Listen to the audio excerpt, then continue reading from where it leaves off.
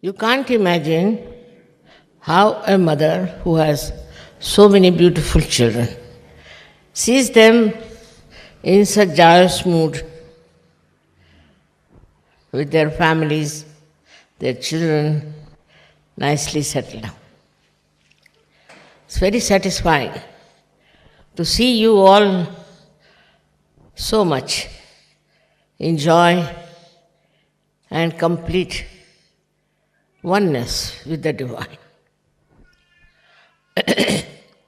One has to realize only one thing, that though you are many, still compared to the population of this world, we are very few who really know the true knowledge, the real knowledge. You are the people who are knowledgeable, no doubt, but also knowledge which is not being adorned with truth, or which is not the true knowledge, has no meaning. All that vanishes into thin air because it is artificial. By your Kundalini awakening, you all have achieved that state where we can say, you know what is the real knowledge is. But think of the people who do not know what knowledge is. We take, for example, we say that our knowledge is nothing but love. But one should understand the discrimination. The knowledge that is love within you is just emitting out from your being.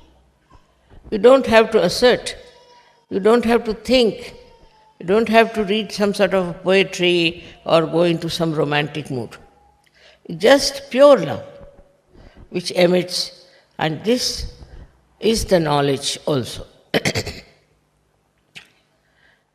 How you have to relate it is this way. The knowledge that you have about yourself is evident, is absolutely expressed on your fingertips, and about others also. You know about others and about yourself. This is the greatest subtle knowledge you have. No one knows like that. Apart from you people, no one knows about themselves or about others. So this knowledge that has come to you, which is extremely subtle, extremely secretive, absolutely secret. If you know about somebody, you know. Others do not know that you know about them. And so this knowledge that you have got is nothing but love. It's very difficult to make knowledge and love put together, because our idea of knowledge is very different. What we read from the books, how can you love from the books? What love means, our attachments. To us, in ignorance, we get attached to people, to children, to family, to things. By getting attachment, it is proved that we do not have the knowledge.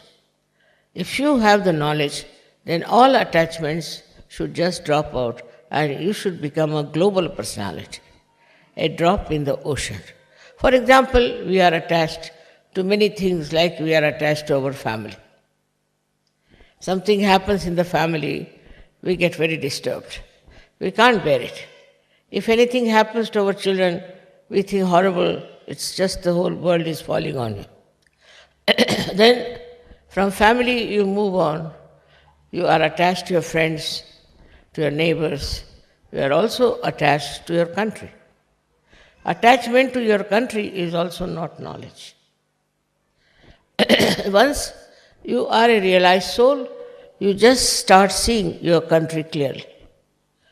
What wrong it has got, what ignorance it has got, in what darkness it exists, and in what way it is quarreling, fighting for rights and things.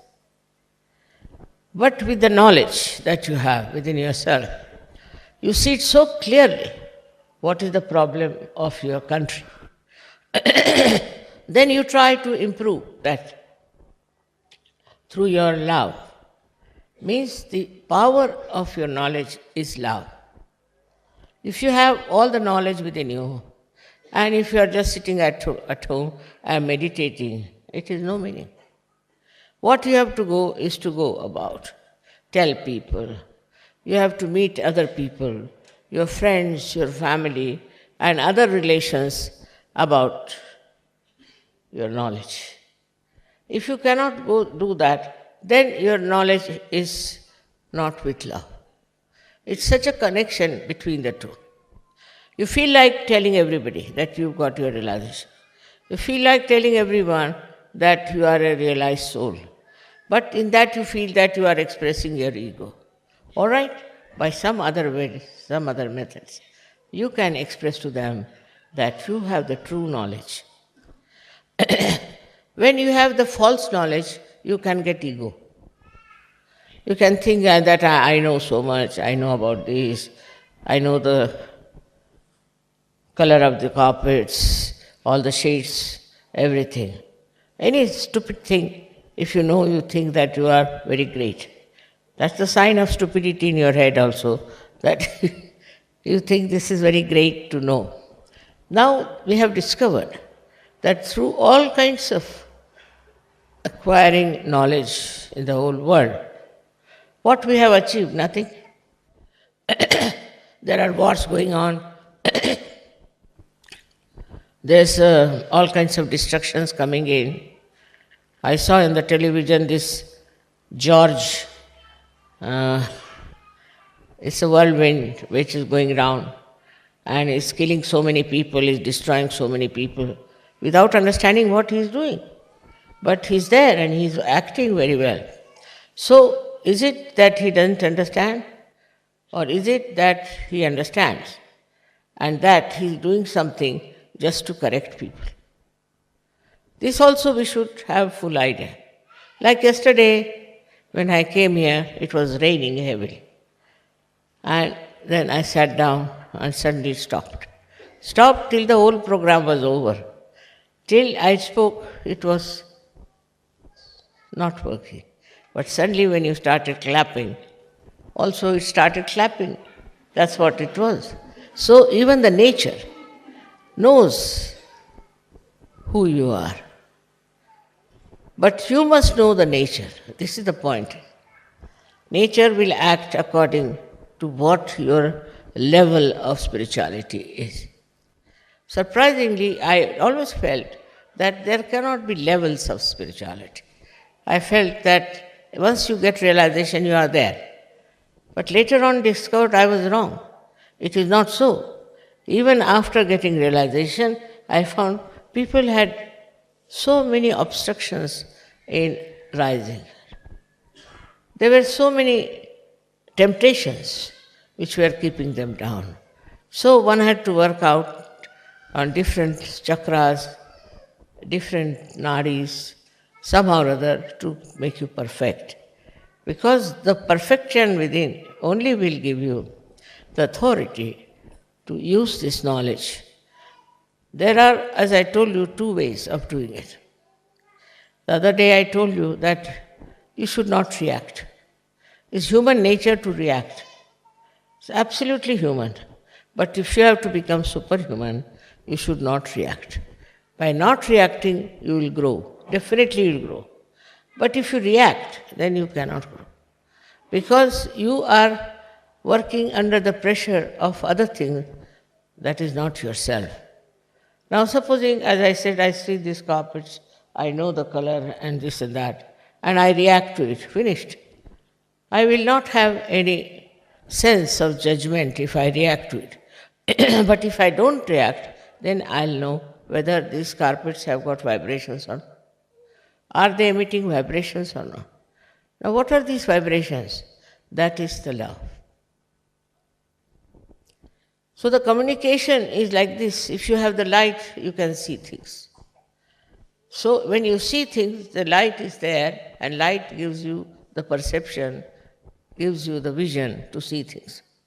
In the same way, when you are enlightened, what happens? That these vibrations start flowing, just like the light.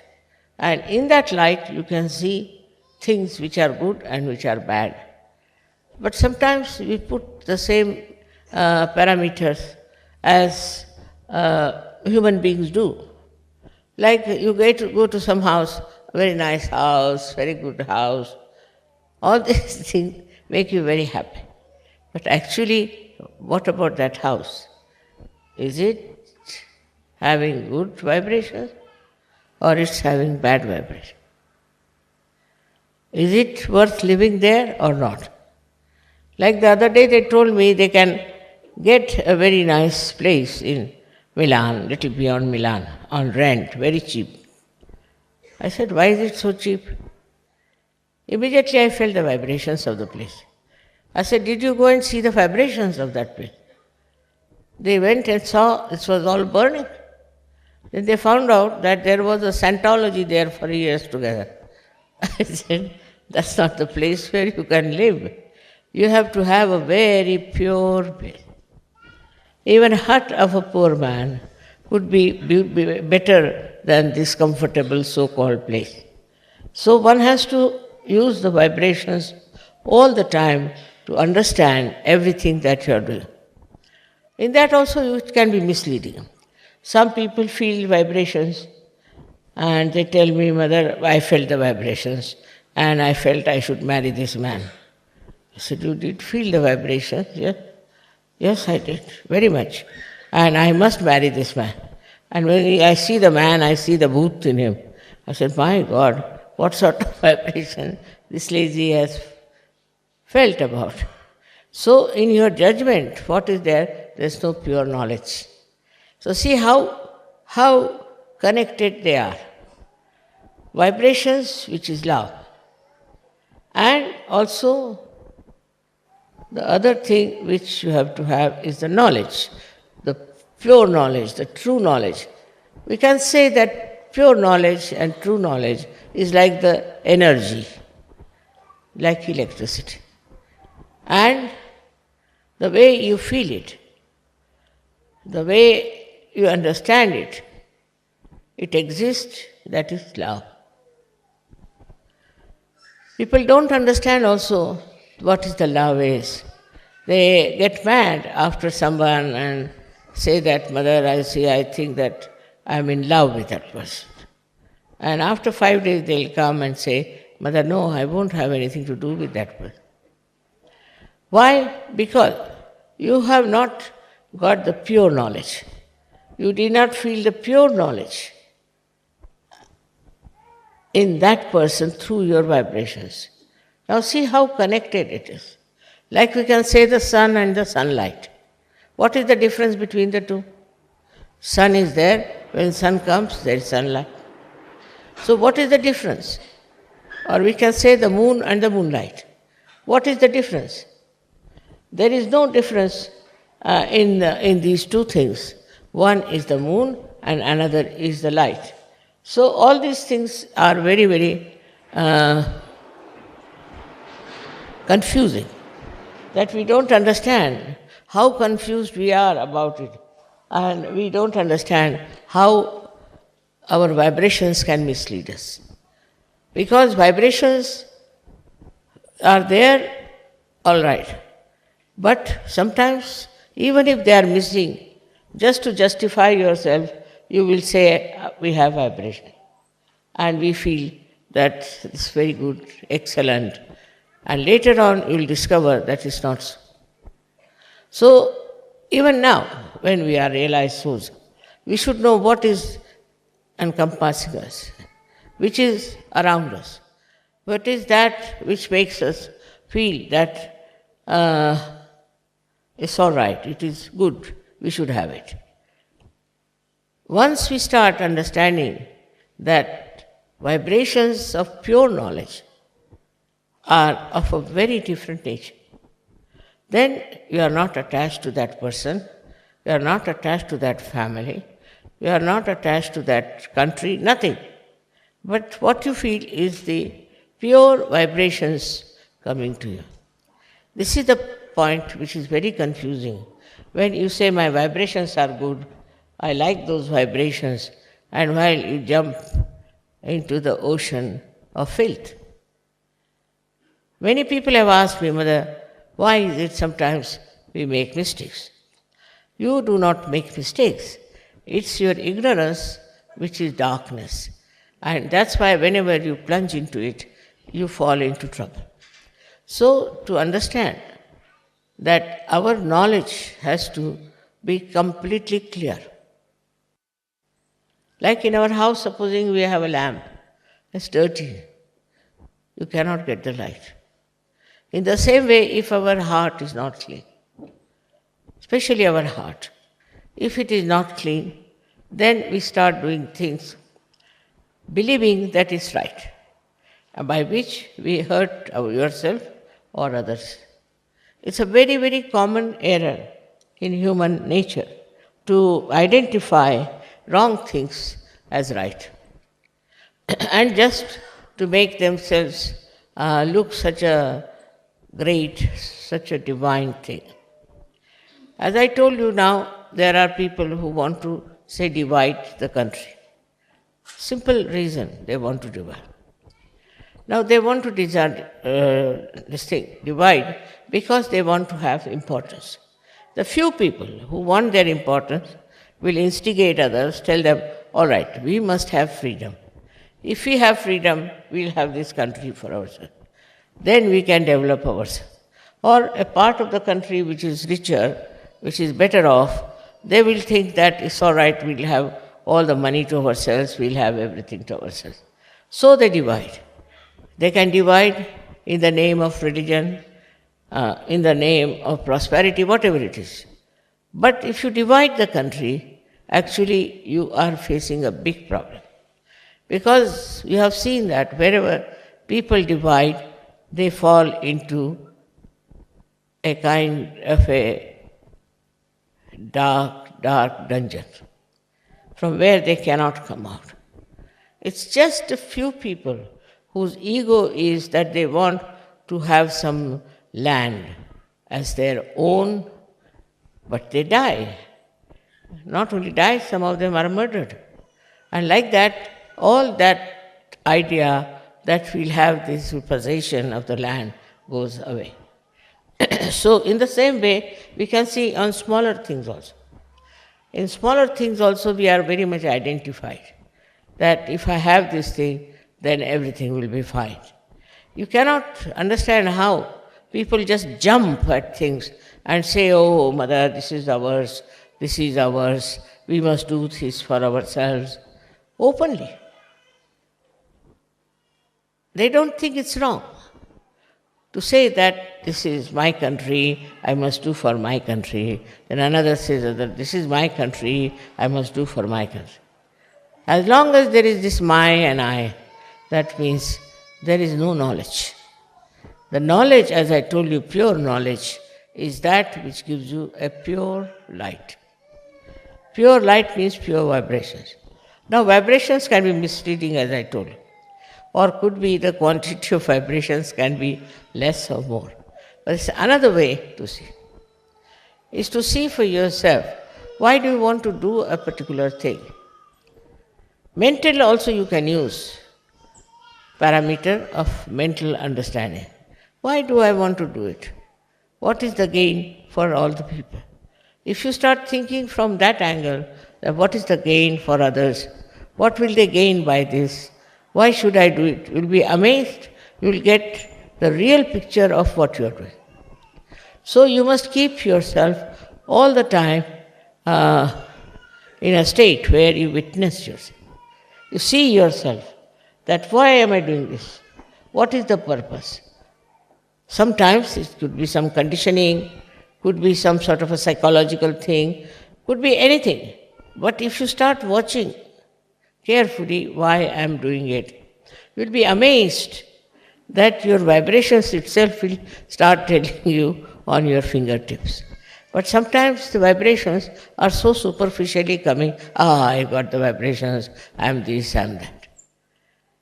For this reason, I'm saying again and again, though you are such a nice family of mine, and we are all so much blessed, and we have so much of knowledge with us, we should be very wise. If there is no wisdom, we can never understand what we are doing. Now, to develop this wisdom, what have you to do? So every time if I say anything, they'll come otherwise. Mother, how do we get wisdom? What is the way to get the wisdom? Wisdom you have already within you. Sri Ganesha is already there, who gives you the wisdom. But you must take to Sri Ganesh. There I find people become so much addicted to Sri Ganesh that they lose his identity completely. They become very slavish about the whole thing. And they just believe that they are very spiritual, they are very great. All these false ideas are no good. Does your Ganesha gives you wisdom? Now you must count how many wise things have you done so far. Where did you take a very wise decision? Have you been wise to do something? Or you have been just doing it because you are identified with a particular type of life, a particular type of answer? So wisdom is a thing that gives you first of all complete peace. If your wisdom is developed, then you become very peaceful. Because whatever people may say, whatever they may do, whatever aggression they may do, whatever it is, you are peaceful. And you see the stupidity of the other person, of the other nations, and you understand why they are doing it. This wisdom is such an important thing in human being. Because animals don't have so much wisdom as we have. Sometimes, of course, sometimes we have even less than animals have. But still, by experience, you see, we have to learn that we have been making mistakes. So many mistakes we have committed so far. Now, are we going to commit more mistakes? Or are we going to be wise? Wisdom is not apparent outside. You can't say somebody is wise by looking at that person. But in vibrations you will know that that person is extremely wise. He may speak, he may not speak. If he speaks, he'll speak about something so deep, so wise and so nice without hurting her. This kind of temperament, if you develop, is to become wise for every question. For example, some are very attached to their children. So much attached that they forget that they are part and parcel of this divine force. And they just start doing all kinds of things. The other day I met one lady whose son was very sick. And she took him to the hospital and doctors gave him all kinds of medicines and he became even worse. Then she telephones to me, Mother, I don't know what happened. I went to the doctor and doctor gave him this and that treatment and the child has become. But why didn't you ask me before? Why did you go to the hospital first? Lack of wisdom. I am there, why don't you ask? We had one case here in Kabila. There was one child who fell down and broke his arm. Now, the mother didn't show any wisdom. She took the child to the hospital and the doctor said, tomorrow we are going to operate her and put some artificial arm inside. But the father was sensible. He said, all right, tomorrow, today I'll take the child at home. He brought the child to me in the night about 3 o'clock. I said, all right. I put it right. Next day when he took it to the hospital, the doctor said, but now there's no need to operate because his arm is all right. See the difference. One is worried, immediately they'll go to the doctor. Instead of consulting me, asking me, they are Saj Yogis. But they will go and ask the doctor to do something. Once the doctor starts doing something, then they'll come to me. There's lots of miracles which have taken place about Sahaja Yoga, I must say. And in that you should see the wisdom helps. Of course, my attention is there always, no doubt. But still, you should not take it for granted. You have to ask. One day, you see, I was just sitting, I just thought that I should telephone somebody in the ashram of New York. I never telephoned there. So I found out the phone number, we telephoned, and asked if, I said, is the child all right? So the leader there was surprised because that boy had fallen in the water and was in the water for quite some time. And he was all filled with water, even his brain was filled with water. As usual, there were some doctors who said that he cannot survive, and if he survives, his brain has so much water that he cannot be normal. So I just said that don't worry, I didn't know, nobody told me, don't worry, the boy will be all right completely. So they were surprised how I said so. Firstly, how I knew that the boy had fallen, there was some boy like that, and then they didn't know how I said he'll be all right, and he was all right. He's perfectly all right. So they were surprised at my knowing about it. Okay, how is it that mother knows that there's a boy who is so sick? Here I will say it is pure knowledge. You see, my attention is always around you people, always dealing with you people. And how I know is this, that this attention of mine is global. So anything happens to you, any upsetting takes place, any, I should say, deviation takes place, my attention is there. And immediately I know there's something wrong somewhere. And I don't know how my attention goes to particular places, which makes it life better. It helps people in need. I don't do anything about this attention, but this attention is the wisdom that spreads all over. With that wisdom, you know what's wrong with another person or any other organization that is in Sahaja Yoga. Everything you come to know. If you want to know, it's different. It's just you know, like it's spread out everywhere. For example, if you have to telephone, then you have to use the telephone. But for me, I don't have to use the telephone, I just know. So this has come from a pure, innocent wisdom. The innocent wisdom is just like a child. It is everywhere and it communicates and it tells what's the matter, what's the problem is. Many people have been cured with Sahaja Yoga. Many have been cured. Now if they can say that, Mother, how did we get cured? What have we done? Did you see our chakras? Did you find out what was wrong with us? No, I haven't. But I leave it, in my wisdom, I leave it to Parama Chaitanya to do the job. This is the main point, is that can you leave everything to Param Chaitanya in your wisdom? If you cannot, then yet you have not felt the real knowledge within you. That is the level where some people are. I am not now so sure about those who get realization are all so much filled with pure knowledge. Some of them are, but not all of them. With experience they learn. With meeting people they learn.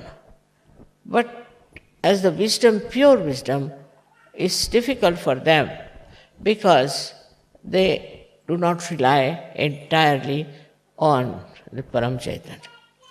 Everything happens just Param Chaitanya knows, it understands, it organizes, it loves, it does everything. That's the energy it is. It does everything.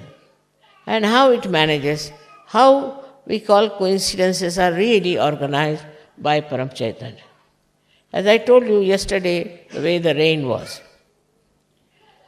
The rain came and went away. It has wisdom. Innately, it knows I am sitting here, the program is going to start, stops. Flowers know me. You don't know when we have flowers. They are of this size. I don't do anything to them. They start blowing like this, they blast like that. Now one would say, Mother, how do they know? Because they are natural. We are unnatural. We have taken so many artificialities as part and parcel of life. See, all kinds of courtesy, this, that, all that's not necessary. All these stupid practices that we have adopted sometimes keep us away from pure knowledge. And when there's no pure knowledge, we don't know anything what's happening. You just get frightened for small things, upset for something. I mean, it's something very surprising to see Sahajogis getting upset. Among the 100 people, if supposing there's a problem. So, if you are a Sahajogi, you have to just witness and see. If you cannot do that, then you are not a Sahajogi. But it's not it's not like practicing, like they say, if you have to have the blessings of Shiva, you must say 108 times his name. That's not the way. He doesn't like it. You see, nobody likes that kind of a murmuring. You see, somebody comes and takes your name all the time near your door, you'll throw him out. So that's not the way. It's a wrong idea that you go on taking the name of somebody and that deity will help. First of all, you have to become wise enough to understand that you are a part and parcel of Param Chaitanya. Everything will work out by that. And it works out so beautifully. Of course, some people have hard time, I don't say they don't have. But it is not hard, because if you are one with Param Chaitanya, and you know that it is doing the job, you are not feeling that hardness or sickness or anything. All the people who write to me about their problems, I don't know what to say. To just say that, do you believe in Param Chaitanya? All right. It knows. It knows what is to be done. It knows what is to be corrected. It knows what is to be said. See, it can create poetry, it can create music, it can create everything. But do you leave everything to the Param Chaitanya? This is the second point in wisdom. Do you have wisdom to leave everything to Param Chaitanya? After experiencing also, like there was one lady who was going in the car, and she found her car, the brakes were breaking, and she didn't know what to do now. If the brakes are no more, how will she manage? It was in Germany. And all the cars were moving very fast, and she didn't know what to do. So she put her head on the steering wheel, and she said, I leave it to Param Chaitanya. She said, she leaves it to me. All right, it's the same. So by saying that, what happened? She said, Mother, I don't know. When I raised my head, I found my car was taken on one side of the road, and nobody was there. All the cars were passing by, but somehow or other, this car was taken there very nicely by some force. So the wisdom lies in understanding the working of Param Chaitanya, how it guides you, how it helps you, how it preserves you, how, depending on Param Chaitanya, you can continue to be living very happily. I think in Sahaja we have lost very few Sahajogis. They live for long, they don't die. And if you ask their experiences, it's very amazing how it works out. If they don't want to live also, they can pass. But if they want to live, Param Chaitanya takes over and you can live long. But living long doesn't mean that you go on bothering yourself as to what you will do with your money, how will you live, what will be the source. All these nonsensical things, worries come to you, all right. Then the Param Chaitanya says, all right, go on worrying. If you go on worrying, all right, go on worrying, doesn't matter. What will happen? Whatever has to happen will happen. But Param Chaitanya can interfere in case you leave it to Param Chaitanya. He said many a times, leave it to God. Leave it to God. But God means, I don't know what they mean by God. God means Param Chaitanya. God means divine force that is working everything. So another way of looking at it is the wisdom that we should understand. Each and every particle of this world is created by divine, by the divine force. And this particle and everything is completely under the guidance and supervision of Param Chaitanya. Nothing can move unless until Parama Chaitanya works on. It is something so connected globally, it's so much there that people don't realize what they are doing, what they should have done. I mean, on many scales you find something happening.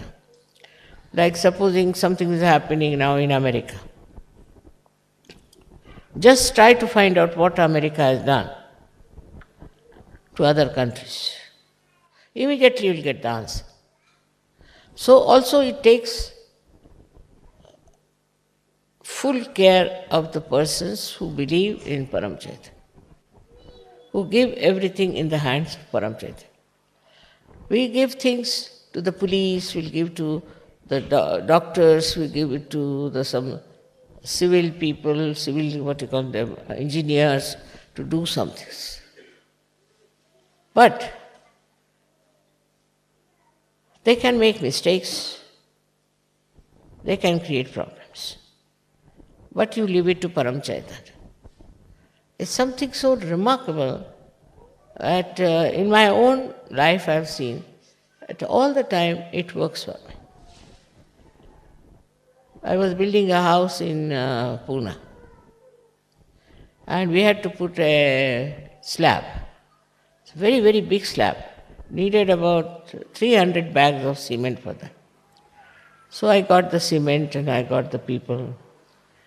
But they said you to start early in the morning and you can finish next morning, 24 hours. I said, all right. So at about 5 o'clock I told, let's go, the work is over. They said, how do you know? I said, I know, let's go and see. So imagine, which was going to finish after 12 hours, was already finished, and all the workers were walking about. And everybody said, Mother, it's a miracle. How can such a big slab be laid in such a short time? I said, to make them understand, I said, it must be Hanumana must have done the job. But all of these people, all these deities are part and parcel of that Param Chaitanya. Now you are worshipping the Mother.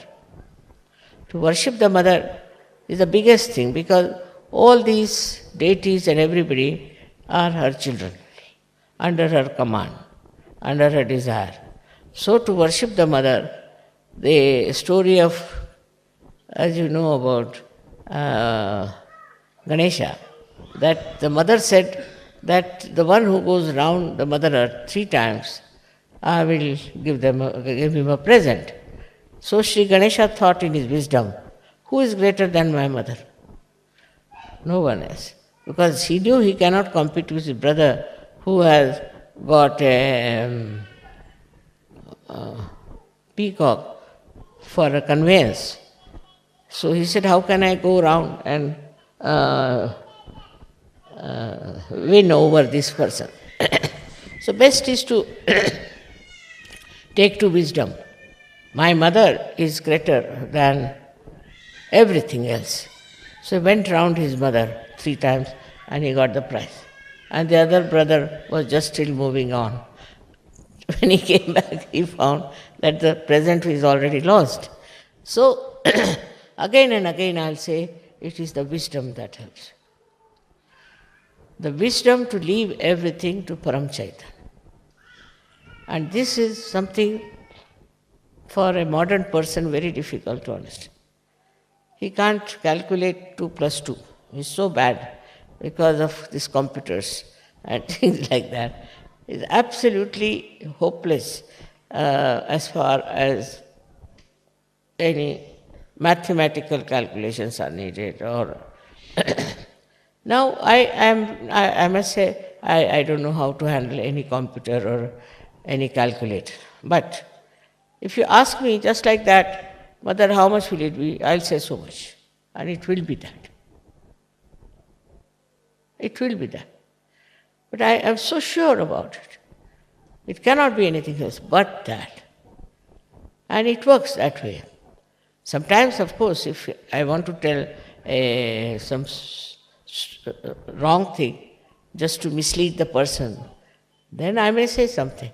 But normally, I know it is that. But I know not like the way we know. I just know it. That's what it is. Just know it. So, I am not saying that you develop your knowledge to that extent that you can do it, but your wisdom. If you start using your wisdom, it will always come handy. In anything that you do, think of the wisdom. My advice to you is that as your mother loves the whole world, loves all of you, and cares for those who haven't even got realization, you should also try to create more people for sadhguru. But in that, if you start behaving in a manner all the time saying, you are catching this, you are a bhoot, you are this, you are that, I never said that to anyone. So you shouldn't say like that. That's no love, that's no understanding. The understanding is that you were just the same as the person was, and now you are knowledgeable, so you must use your knowledge to correct that person, not to put him down. And that correction is also not verbal. It's just through your vibrations you can correct the other person. Most of the Sahaja Yoga work sometimes I've seen that stops because we are very methodical, we become like great teachers, we start telling them stories, and then they get fed up with it. So, when you are handling other people, as I said, we have to spread the knowledge, very important. We cannot keep it to ourselves. But it's not for any ambition, for any leadership, for any kind of recognition, but just the use of our wisdom, use of our knowledge, that we want to help others out of love, not for any recognition, not for any position, nothing. Just we want to do it because we love them. And I'm sure this would work out very effectively. And the person who will be helped, or the persons who will be helped, will be just be bound to you, because they find the true knowledge. But supposing somebody comes to you and says, I know the true knowledge. You might be knowing, but I have to know what you know. Then you ask that person, then he'll give you a big lecture. You say, no, that's not the thing. Just smile, say, that's not the thing. The thing is, true knowledge is a part and parcel of your being. It's just within you. It is not some sort of a concrete stuff that you have read or you have understood, but it just has become a light within you. And that light is there. It has it's no necessity for you to be very well educated or to be very intelligent or to be very highly placed. Not necessary. It is how your heart is clean. In the heart it resides. Imagine all other knowledge resides in the brain, while the pure knowledge resides in the heart. Very surprising. But we do not know also that actually our heart rules the head. There are 7 auras around the heart which control the brain in such a manner that we act in the hands of the Param Chaitanya. Unless and until your heart is clean, unless and until in your heart you have a beautiful image of a person who is very, very pure, you cannot do anything mentally. And from your heart, if you have to do, your heart has to be very clean and extremely wise. This is the point one has to jump into, that your heart, is it wise? For example, to get attached to someone too much, identified with someone, shows that your heart is not clean. It has so many bondages.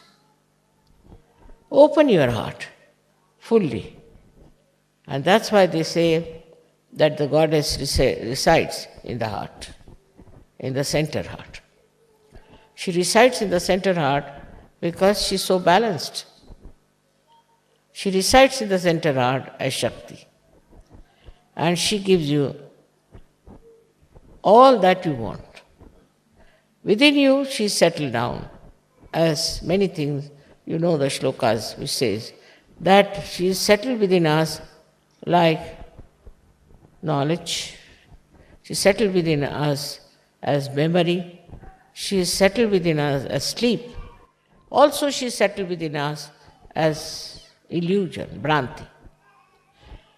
She is the one who puts us into illusions because we are not yet fully perfected. We have to become paripakva, means absolutely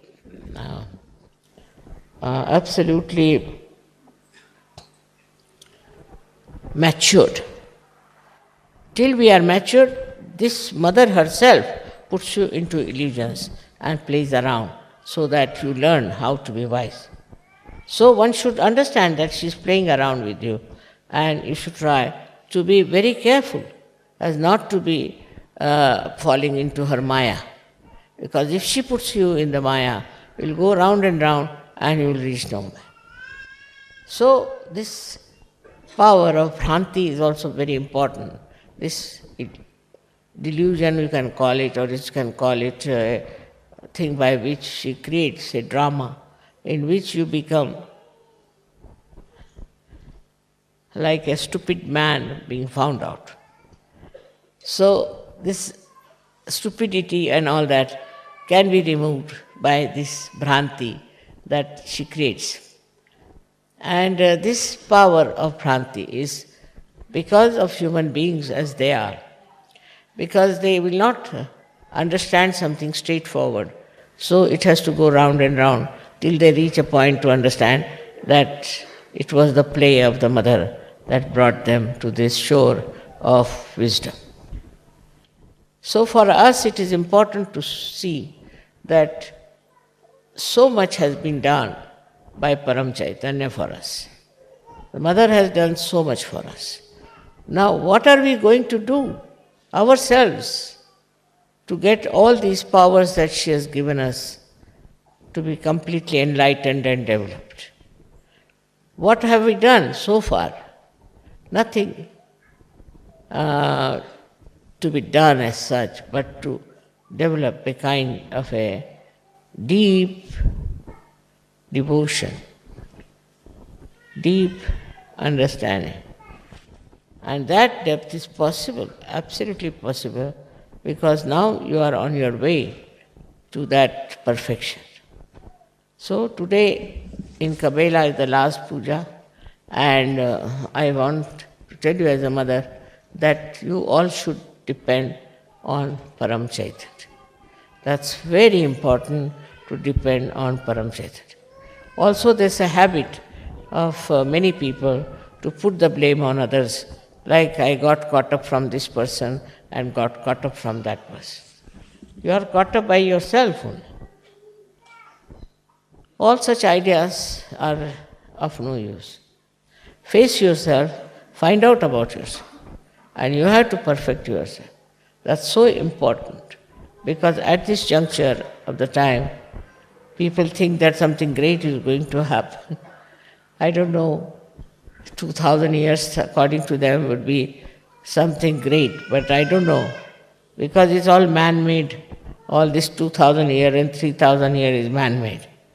But I myself feel, as predicted by many, that possibly because of your understanding and your wisdom, I am sure something great may happen in this world and things may be brought to a proper level of understanding of spirituality.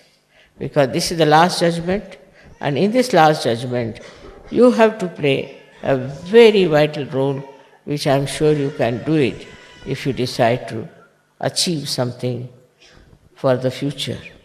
May God bless you.